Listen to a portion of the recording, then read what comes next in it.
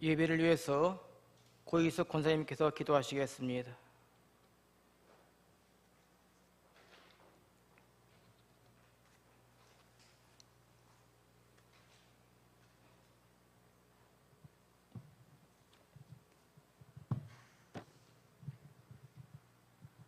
사랑과 자비가 많으신 하나님 아버지, 주님께 찬양과 기도와 경배를 드립니다.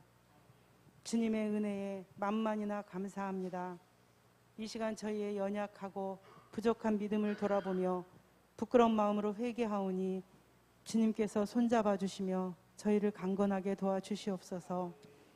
주님, 세상은 날로 힘들어지는 것 같습니다.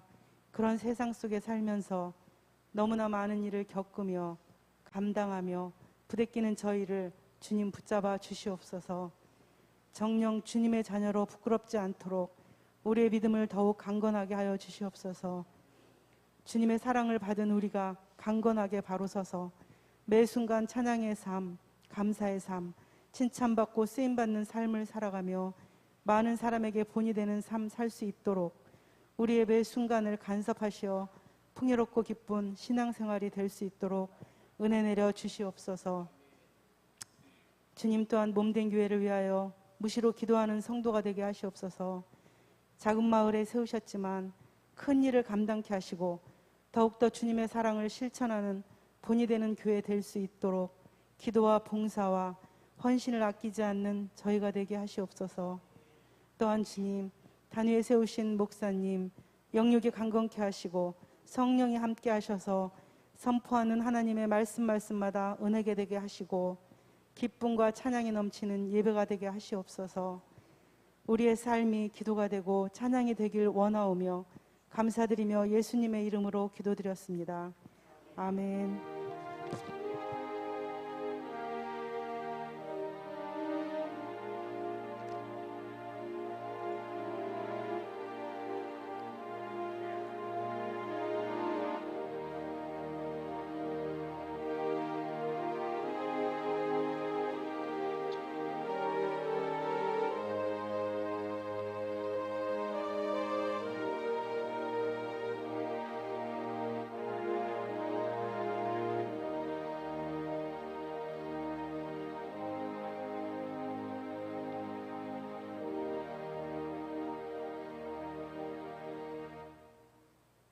감사합니다. 하나님 말씀 보도록 하겠습니다. 하나님 말씀은 창세기 30장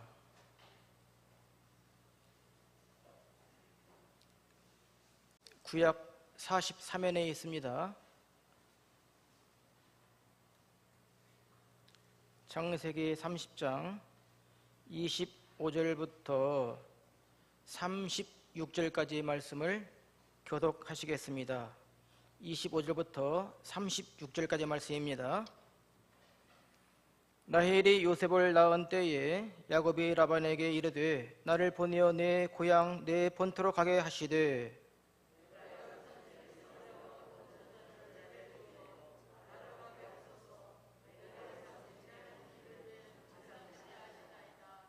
라반이 그에게 이르되 여호와께서 너로 인하여 내게 복 주신 줄을 내가 깨달았노니 내가 나를 사랑스럽게 여기거든 유하라.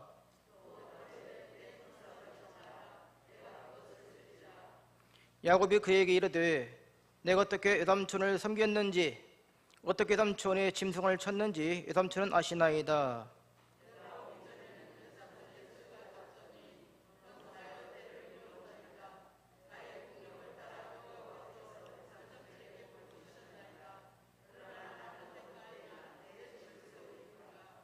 라반이 가로되 내가 무엇으로 내게 주랴. 야곱이 가로되 외삼촌께서 아무것도 내게 주실 것이 아니라 나를 위하여 이 일을 행하시면 내가 다시 외삼촌의 양떼를 먹이고 지키리이다.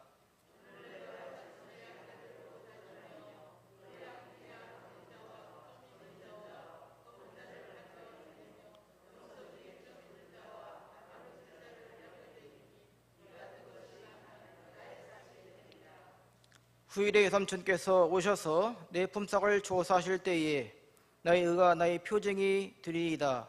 내게 혹시 염소 중 아롱지지 아니한 자나 점이 없는 자나 양 중 검지 아니한 자가 있거든 다 도둑질한 것으로 인정하소서.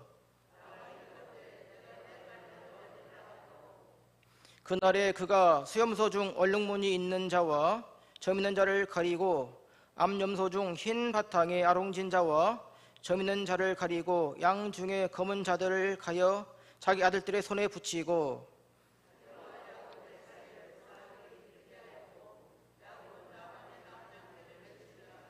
아멘.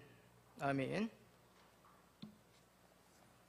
원래 말씀을 43절까지 읽으려고 했다가 말씀이 너무 길어서 중간에 좀 줄였습니다. 저도 오늘부터 마스크를 벗고 말씀을 증거하도록 하겠습니다. 이해해 주세요. 우리 찬양단들이 오랜만에 다시금 찬양 활동하는데요. 제가 그 뒤에서 그 찬양을 들었을 때에 너무나 기쁨과 감사, 은혜가 있는 찬양들을 선곡해서 불러준 그 자체가 너무나 감사했습니다. 여러 성도님도 그렇게 느끼셨죠? 예, 앞으로 계속 찬양하시면서 영광 돌리시기 바랍니다. 오늘 말씀의 제목이 뭡니까? 함께 큰 목소리로 한번 읽어보시기 바랍니다. 시작! 나를 보내어 고향으로 가게 하소서. 우리가 서울을 가는데 어느 길로 가는가 또는 무엇을 하러 가는가 목적이 분명히 있어야겠죠. 오늘 말씀의 제목은 나를 보내어 고향으로 가게 하소서라는 제목으로 말씀을 증거하겠습니다. 우리가 잘 아는 속담 가운데 뛰는 놈 위에 나는 놈 있다라는 속담 있는 거 잘 아시죠? 어떤 뜻입니까? 지금까지는 자기가 최고로 잘난 줄 알았어요. 최고인 줄 알았습니다. 그런데 알고 봤더니 나보다 더욱더 잘나고 뛰어난 사람이 있다는 의미로 이런 속담을 자주 씁니다.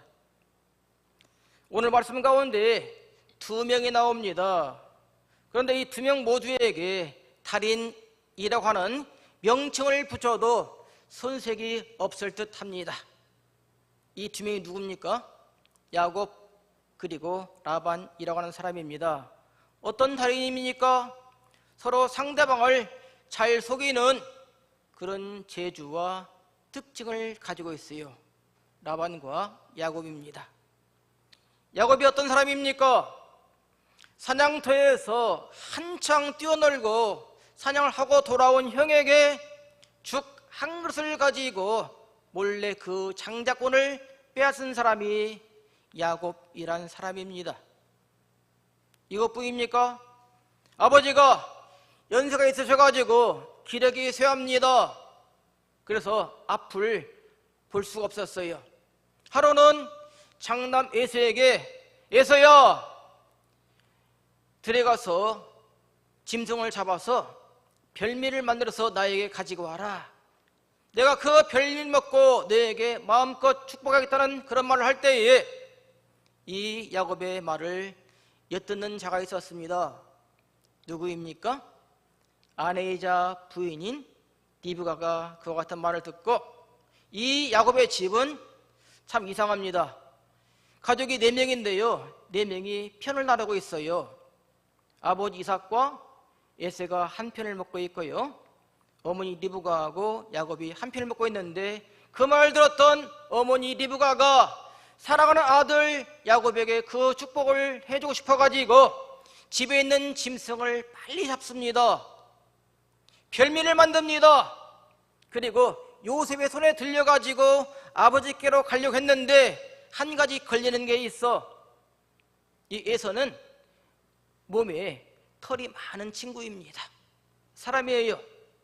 그래서 새끼 염소를 잡아가지고 그 털을 가지고 온몸에 매끄럽게 해가지고 아버지께 가가지고 별미를 대접하고 마음껏 축복을 받는데 이 축복은 요셉의 축복이 아니고 원래 에서의 축복입니다.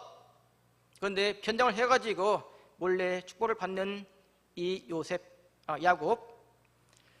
야곱은 이렇게 사람을 속이는데 야곱은 본인 이름에 충실한 삶을 살았어요. 야곱의 뜻이 속이는 자, 남을 속여먹는다는 뜻입니다. 그런데 이 야곱에게 새로운 도전자, 경쟁자가 한 명 생겼습니다. 누구입니까? 라반입니다. 라반.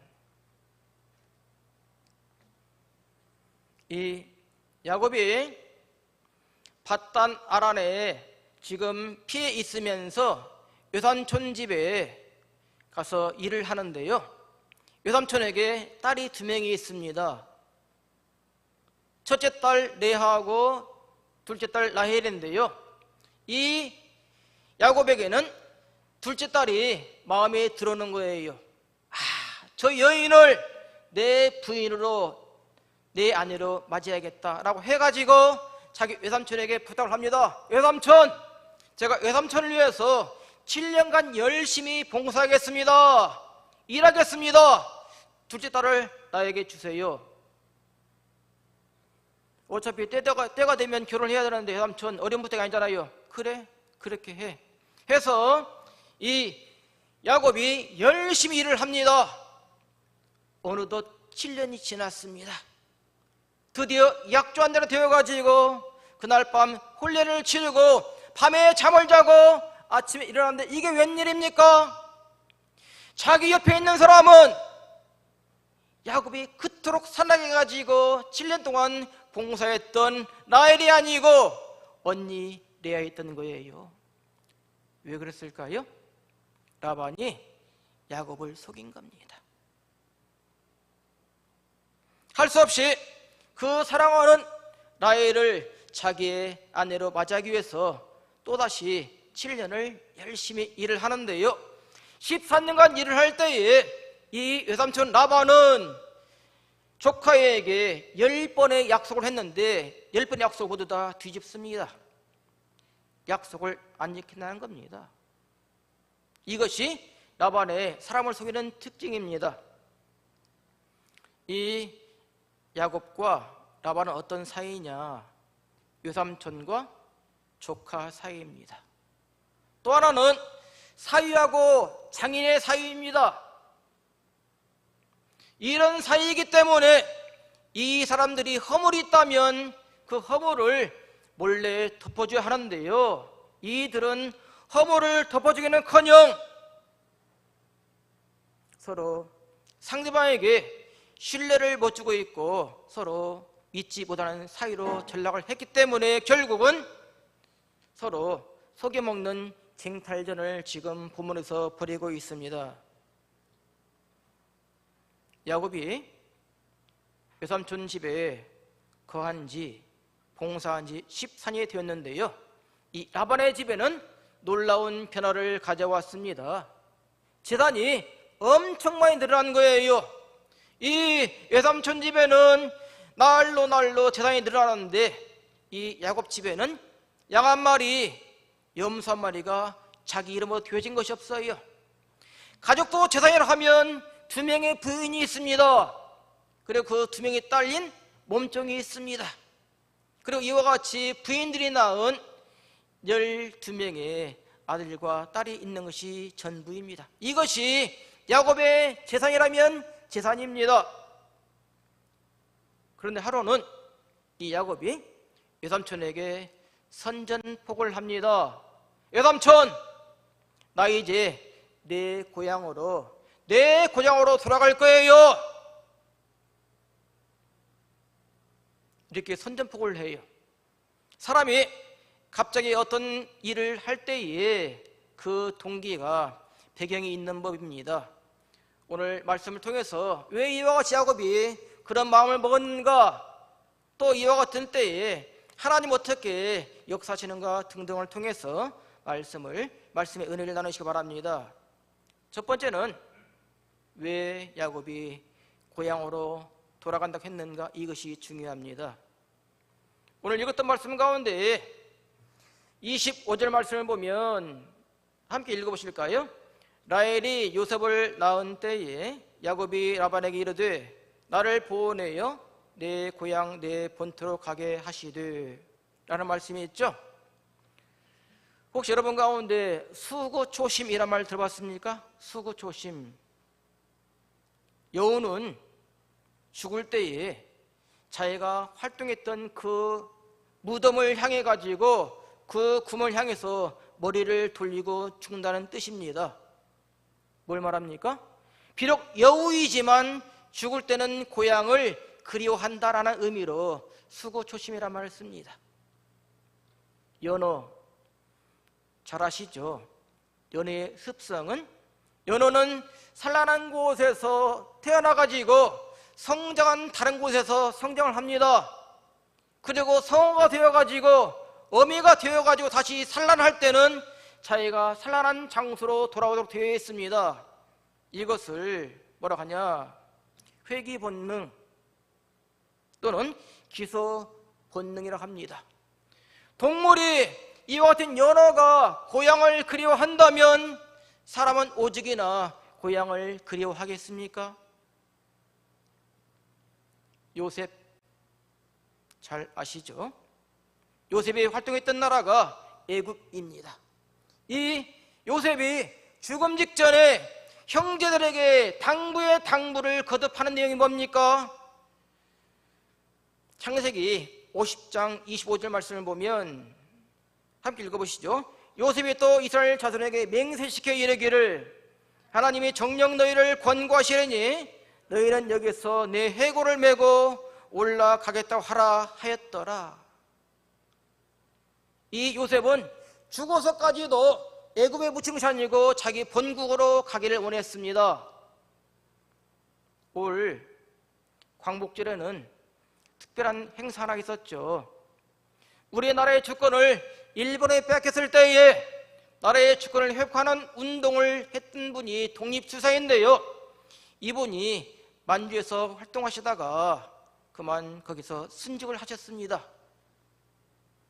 광복 78년 만에 올해 그 유해가 우리나라로 돌아왔는데요, 그 이름이 홍범도 장군이십니다. 돌아가신 78년 만에 본국에 왔습니다. 이와 같이 살아있을 때는 말할 것도 없고 죽은 유해마저도 자기의 고향 고국으로 돌아가기를 원하는 것이 사람의 인지상정 같습니다.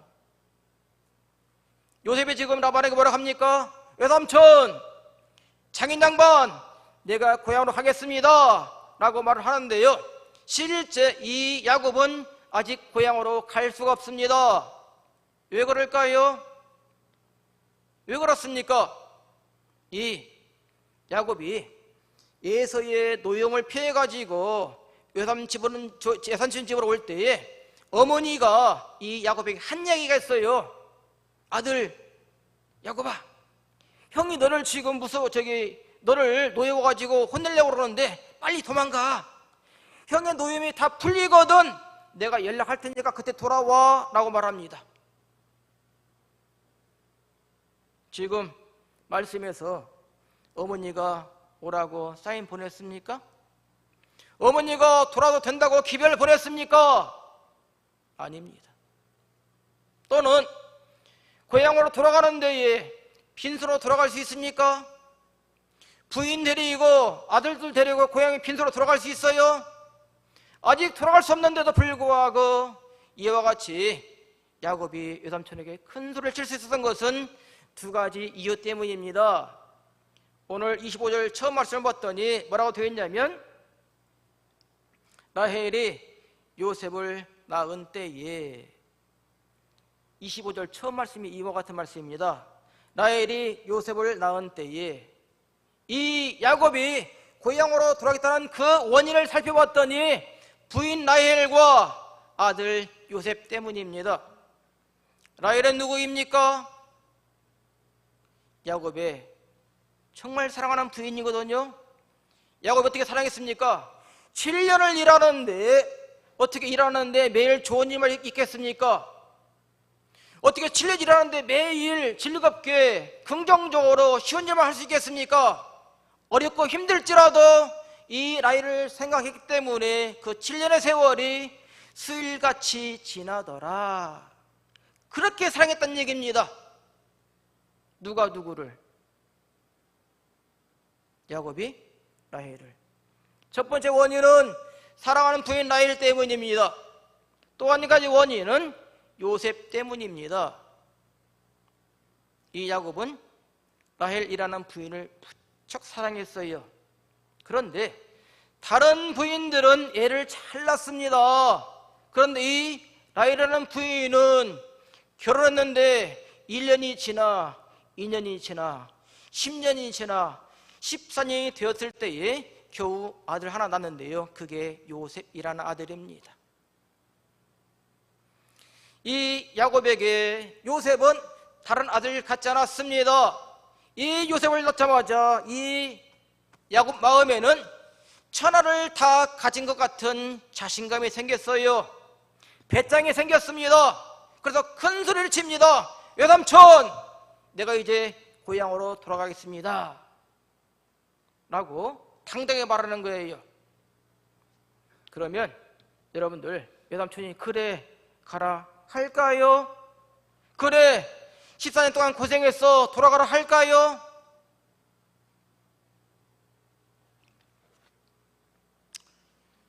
외삼촌은 조카이자 사위인 야곱을 말립니다. 왜 말릴까요? 27절 말씀 봤더니 20절 시작. 라반이 그에게 이르되 여호와께서 너로 인하여 내게 복 주신 줄을 내가 깨달았노니. 예, 고맙습니다. 이 라반이 지금까지 엄청난 부를 누렸던 것은 라반 여삼촌이 노력해서 그런 게 아니고요, 이 야곱을 통해서 하나님께서 축복하신 것을 알았습니다. 라반에게 야곱은 덩굴째 굴러온 복덩어리입니다. 근데 그 복덩어리를 가게 할 수 있습니까? 잡아둘 거 아닙니까? 잡아두기 위해서 이 여삼친이 조카에게 뭐라 합니까? 야곱아, 내가 무엇을 원하느냐? 조건을 붙여, 조건을 대, 이와 같은 말을 해가지고 이 야곱을 붙드는데요, 우리가 두 번째 생각해 볼 것은 야곱과 라헬의 품삯 체결입니다. 31절과 32절 말씀을 보면 라반이 가로되 내가 무엇으로 내게 주랴? 야곱이 가로되 외삼촌께서 아무것도 내게 주실 것이 아니라 나를 위하여 이 일을 행하시면 내가 다시 외삼촌의 양떼를 먹이고 지키리이다. 오늘 내가 삼촌의 양떼로 두루 다니며 그 양 중에 아롱진 자와 점 있는 자와 검은 자를 가려내며 염소 중에 점 있는 자와 아롱진 자를 가려내리니 이 같은 것이 나면 나의 싹시 되리라. 이와 같은 조건을 내겁니다. 아마 본문은 노사협정에 아마 처음 케이스가 아닌가 싶습니다. 일반적으로 또는 상식적으로 두 사람 간에 노사 간에 임금 협상을 맺는다면 처음에는 서로 자기에게 유리한 조건을 내겁니다. 이게 상식이에요. 그러면서 밀고 당기면서 서로 주고받으면서 양보하면서 일치점을 찾게 되어 있습니다.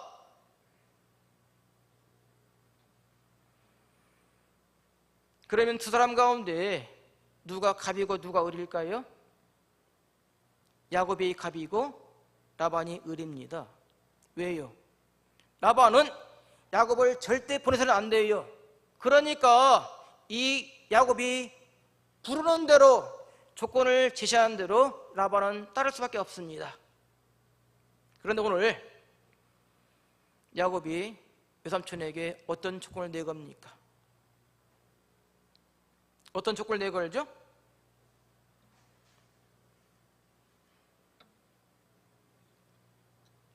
양 가운데에 검정양이 좋을까요? 흰양이 좋을까요?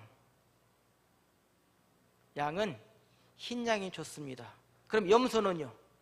검정 염소, 흰 염소. 염소는 검정 염소가 좋습니다. 이 양과 염소는 단색 동물이기 때문에요, 색깔 한 가지 있는 것이 좋은 거예요. 양은 흰양이 좋습니다. 그리고 염소는 검정 염소가 좋은데요, 이 야곱이 제시한 조건은 뭡니까? 좋은 것은 외삼촌이 차지하세요. 그리고 양과 염소 가운데에 알록달록한 것, 아롱진 것, 이것은 낳아주세요. 이와 같이 엉뚱하게 조건을 제시합니다.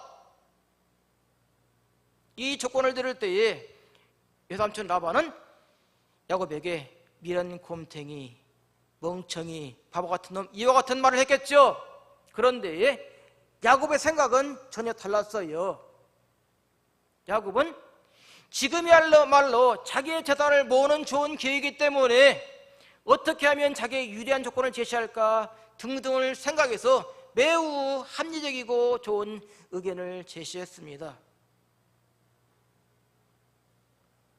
그러면 야곱이 생각할 때에 야곱에게 유리한 조건을 제시하면 외삼촌이 안 받아주면 끝날 거 아닙니까? 외삼촌이 덥석 물 수 있는 조건을 제시합니다.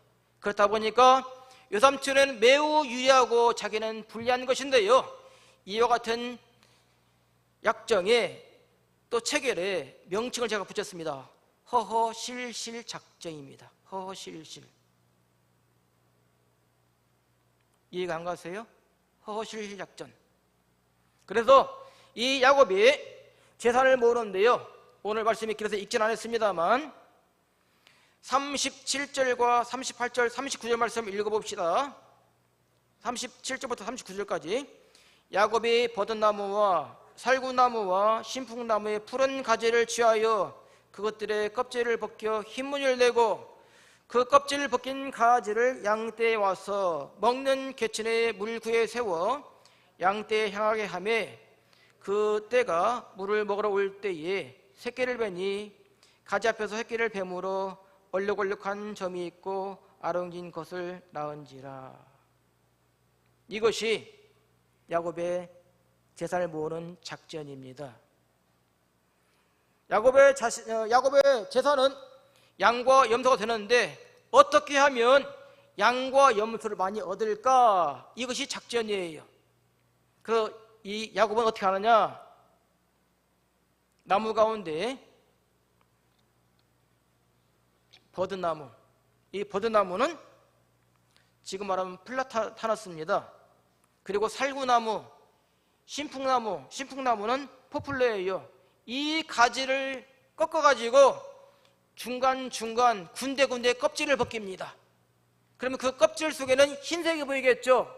껍질과 흰색 때문에 그 나무 가지가 알록달록한 거예요.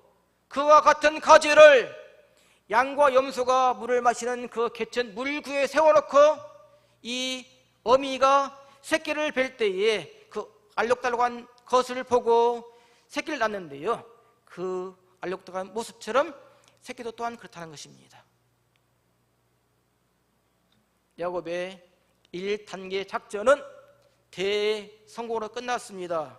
아까 읽었던 39절 말씀 봤더니 가지 앞에서 새끼를 뱀으로 얼룩얼룩한 점이 있고 아롱진 것을 낳은지라. 실제 그 가지와 같이 새끼들이 검정색 또는 갈색, 이와 같이 흰색 섞여 있다는 것입니다. 이것은 누구의 재산입니까? 라반입니까? 야곱입니까? 야곱의 재산입니다.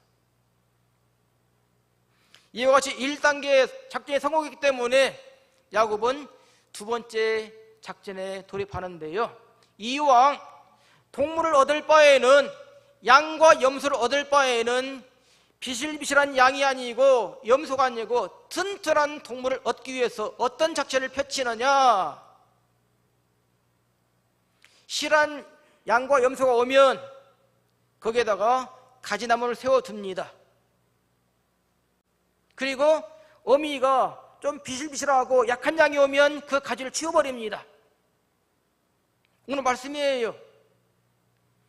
튼튼한 양이 그 가지를 보고 새끼를 낳으면 튼튼한 새끼를 낳습니다. 어떤 새끼? 알록달록한 새끼. 누구의 재산입니까? 야곱의 재산입니다. 비실비실한 양이 있을 때에 가지를 치워버립니다. 그러면 그 재산은 누구 재산일까요? 라반의 재산입니다. 여기서 문제가 생겼어요. 이와 같은 것을 어떻게 설명을 할 수 있을까요? 이 양과 염소가 새끼를 낳는 데에 알록달록한 새끼를 낳는 것, 무엇으로 증명할 수 있을까요? 이것은 유전학적으로 설명을 할 수가 없습니다. 과학적으로 증명할 수가 없습니다. 그럼 미신이라고요? 미신도 아니에요.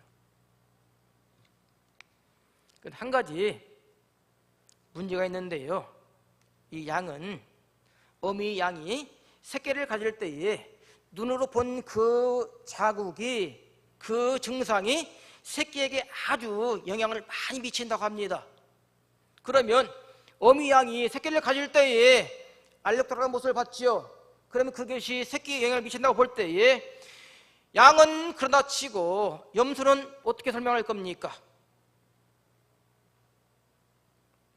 그런데요, 창세기 31장 9절과 10절 말씀을 봤더니 답이 나와요.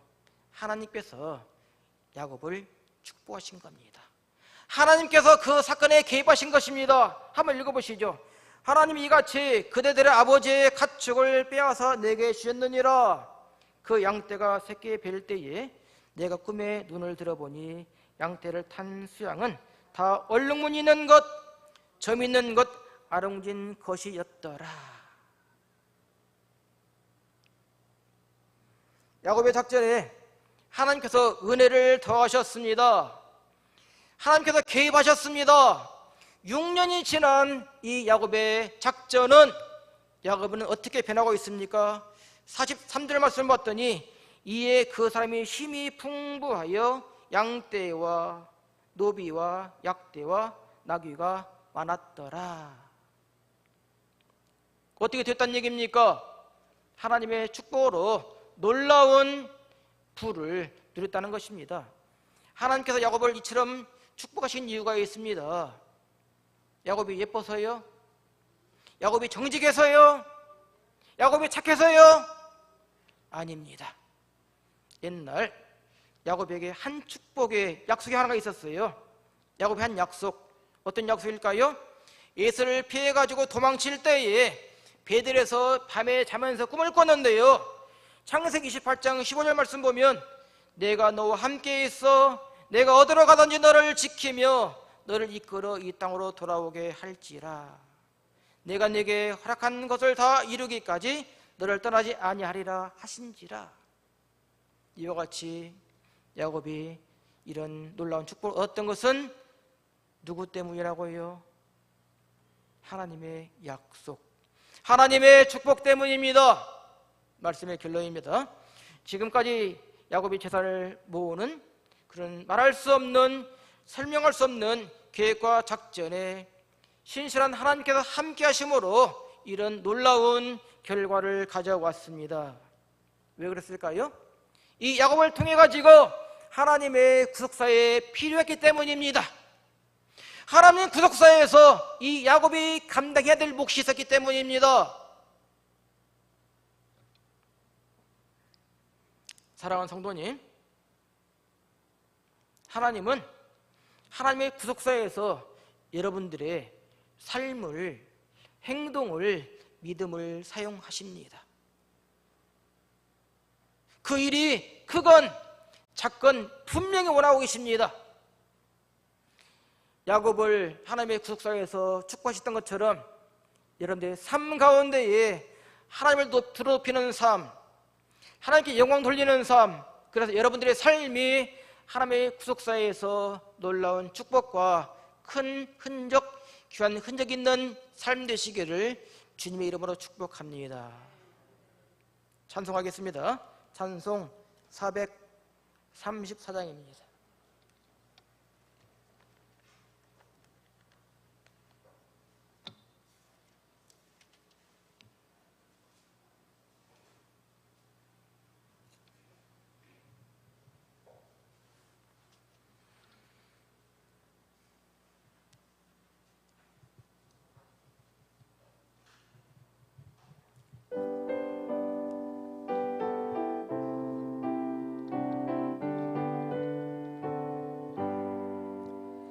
너희 갈 길 따가도록 예수 인도하시니 내 주 안에 있는 긍휼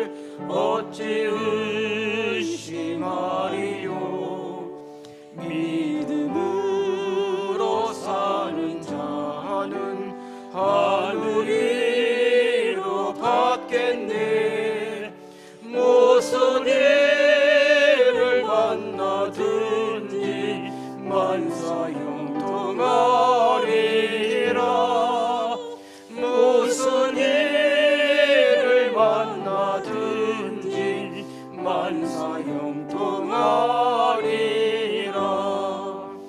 나의 갈 길 다가도록 예수 인도하시니 어려운 일 당할 때도 족하리 해주시네. 나는 심히 고단하고 영혼 매우 가라나 나의 앞에 반석에서 샘물 나게 하시네. 나의 앞에 반석에서 샘물 나게 하시네. 나의 갈 길 다가도록 예수 인도하시니 그의 사랑 어찌 큰지 말로 할 수 없도다. 성령 감화 받은 영혼 하늘 날아갈 때에 영영 부를 나의 찬송 예수 인도하셨네. 영영 부를 나의 찬송 예수 인도하셨네.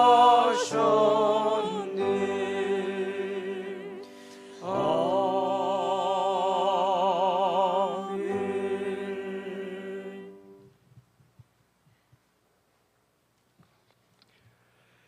하나님 아버지 감사합니다. 참으로 9월 정말 눈부신 귀한 달, 만물이 결실되어 가는 달, 또 우리 인생의 깊이를 깨달아가는 달, 우리 주님 앞에 나와 새벽부터 시간 은혜 받고 함께 할 수 있도록 인도해 주셔서 감사를 드립니다. 하나님 아버지 특별히 말씀을 통하여 우리 인생의 참으로 허무함과 또한 우리 인생의 수고로움과 또한 우리 인생의 애씀이 다 주의 창중에 있음을 더욱 깨닫게 하시고 참으로 모든 사람들이 고향을 찾는 본능이 있는 것처럼 우리는 영원한 본향 하나님의 나라를 향하여 갈 수 있는 변함없는 신앙 허락하여 주실 줄 믿습니다. 이제는 예수님의 은혜와 하나님의 사랑하심과 성령님의 교통하심이 오늘 이 찬양 예배로 하나님 앞에 영광을 돌리는 사랑하는 귀한 성도님들과 또한 여러 가지 어려움을 당하고 참으로 고통 중에 있는 가정들, 또 치료받고 또 입원하고 또 우리 주님 앞에 낫기를 희망하여 믿음으로 간구하는 모든 식구들 머리머리 위에 영원토록 함께 있을지어다. 아멘.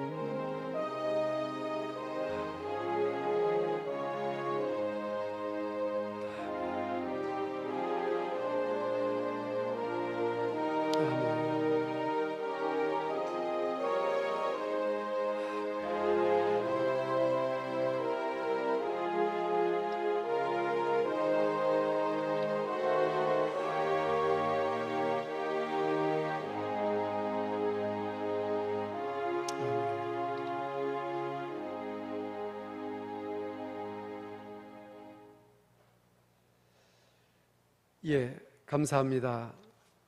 광고 말씀 드립니다. 9월은 특별히 말씀과 기도 그리고 예배 회복과 신앙 회복을 위해서 함께 기도하는 달이 되시기를 바랍니다. 다음 주일부터 추석 연휴가 시작되는 기간입니다. 그럼에도 우리는 먼저 하나님 앞에 예배하고 모이는데 더욱 손해보지 않도록 그렇게 살아갔으면 좋겠습니다. 내일부터 본 교단 총회가 청소년 수련관에서 있습니다.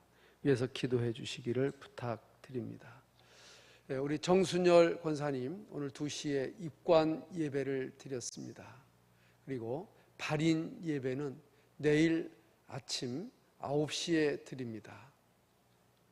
11시 시간이 예약되어 계셔서 조금 늦게 합니다.